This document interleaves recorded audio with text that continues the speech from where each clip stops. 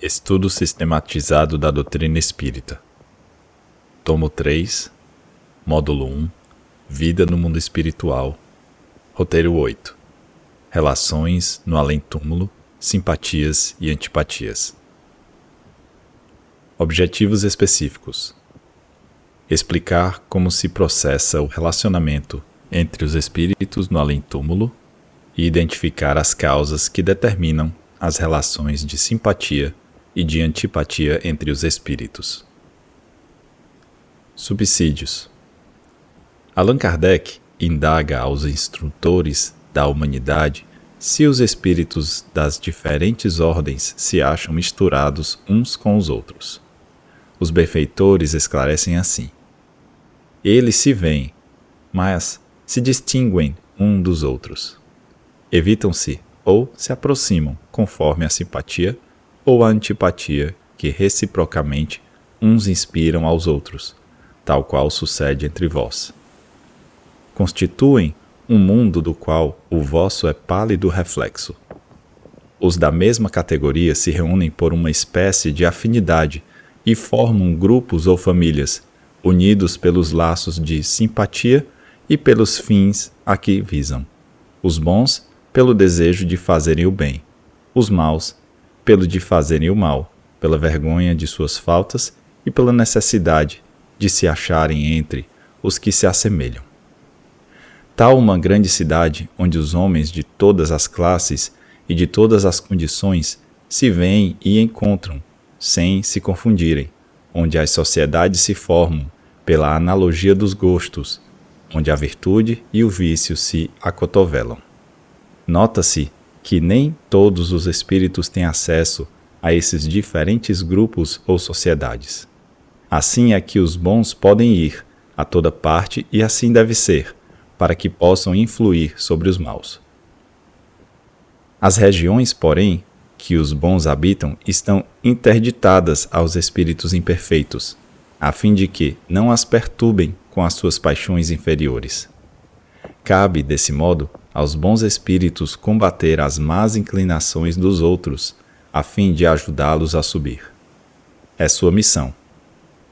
Para isso, exercem sobre os espíritos imperfeitos uma autoridade irresistível, porque é alicerçada na superioridade moral.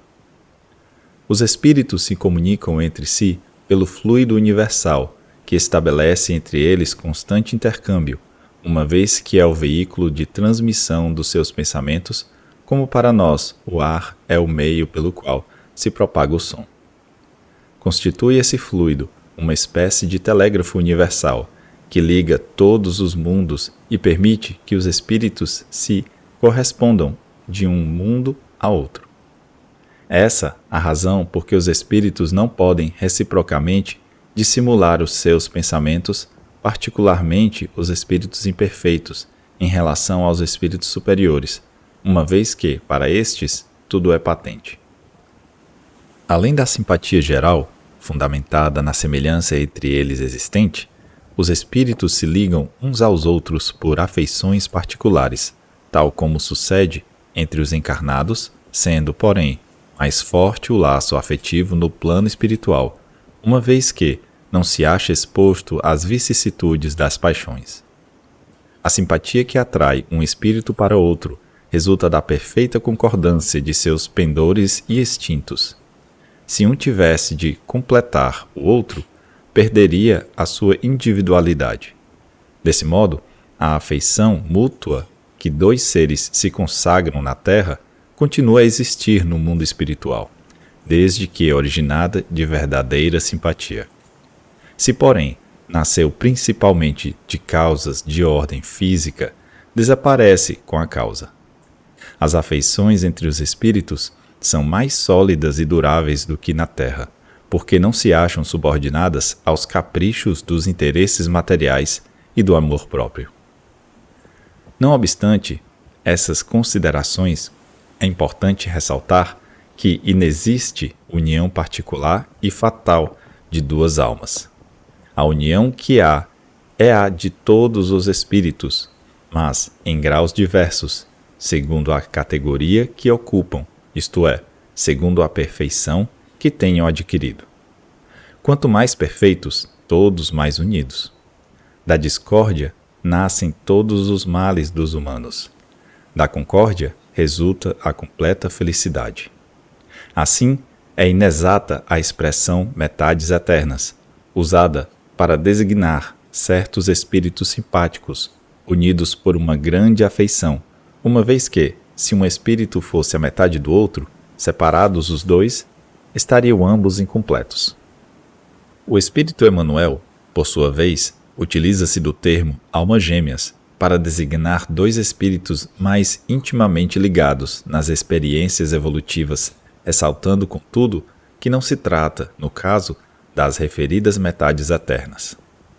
E acrescenta que o amor das almas gêmeas não constitui restrição ao amor universal, porquanto, atingida a culminância evolutiva, todas as expressões afetivas se irmanam na conquista do amor divino.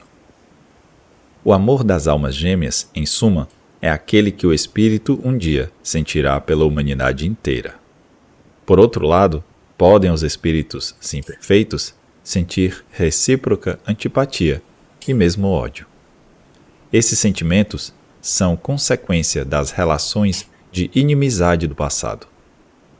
A lembrança dos atos mal praticados durante a existência corpórea induz aos espíritos a se afastarem uns dos outros, constituindo-se assim obstáculo a que entre eles reine simpatia. Essa animosidade se mantém enquanto se não purificam.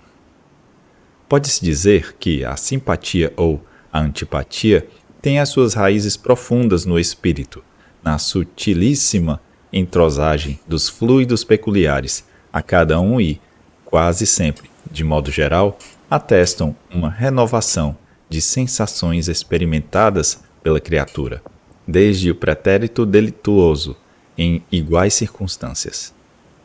Devemos, porém, considerar que toda antipatia, aparente a mais justa, deve morrer para dar lugar à simpatia que edifica o coração para o trabalho construtivo e legítimo da fraternidade.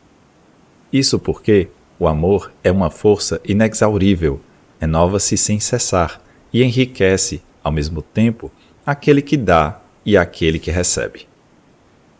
Movidos pelo amor, os espíritos constituem também agrupamentos separados, famílias que se foram pouco a pouco formando através dos séculos, pela comunidade das alegrias e das dores.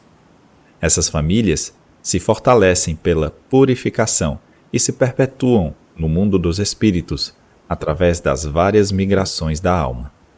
Quem pode descrever os sentimentos ternos, íntimos, que unem esses seres, as alegrias inafáveis, nascidas da fusão das inteligências e das consciências, a união das almas sob o sorriso de Deus?